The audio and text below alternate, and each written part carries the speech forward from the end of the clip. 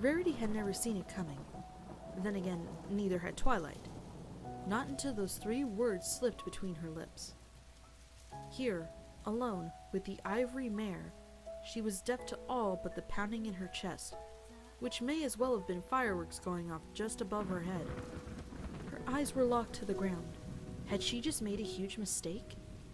Had she just ruined their friendship with her careless outburst? She was too afraid to look Rarity in the eye. She was too afraid to feel the sting of rejection. It didn't come. Instead, she felt the warmth of Rarity's body press against her as she was enveloped in those delicate white hooves that had spent so many hours working on designs only Unicorn as talented as she could imagine. This wasn't how she'd expected this night to go at all. What was meant to be a harmless slumber party had taken an abrupt turn in a mere matter of seconds. She was scared. There was no hiding it. What would happen next? Would she hear those words back? Would she be assured that all of her fears were merely illusions with no real threat? Perhaps it didn't matter what happened. All that mattered was now. Now she was leaning into the gorgeous ivory mare, burying her muzzle in Rarity's violet curls. Rarity. Shh. Hush, dear. This was all she said. She leaned down, pressing her lips to Twilight's as their horns touched, a faint spark erupting between them. Twilight was no expert on love. But was this it? This magical feeling, as if everything bad in the world were a mere dream, and this mare was here to make it all go away? All she could think of was how badly she wanted this golden moment to last forever. To be trapped in Rarity's embrace with no hope of escape. It seemed a much better fate than whatever else the world could possibly offer her. Twilight returned the kiss, melting into her best friend's hooves. It reminded her much of when she was a filly. When she'd wake up in the middle of the night from a nightmare, she had one pony that would always be there to hold her, to make her feel safe. Shining Armor was miles away, asleep with the love of his life right now. Instead, Twilight had the embrace of a creature more magnificent than even the graceful phoenix. And to her, that was worth 20 shining armors. The rain outside pattered against the window panes of the treeberry. It seemed as if nature itself were serenading the 2 mares, who were happily staring into each other's eyes. What would the others think? Twilight could only imagine the look on Pinkie Pie's face. It was only a matter of time before she threw a party, and all of Ponyville would know. Oddly, this didn't seem to bother her one bit. Let the world know that she loved Rarity. It was nothing to be ashamed of. She'd give anything for this mare, and she wasn't going to let the opinion of others ruin it for her.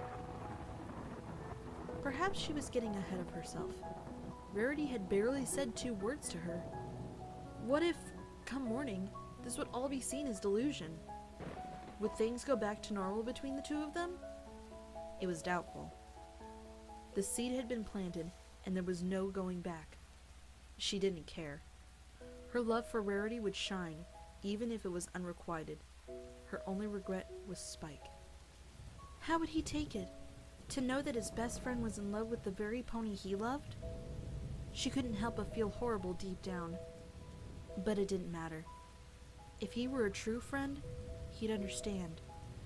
Right? Twilight, Rarity asked, pulling the younger mare closer. how long have you known? How long had she known? The thought had never crossed her mind until just minutes ago. Or had it?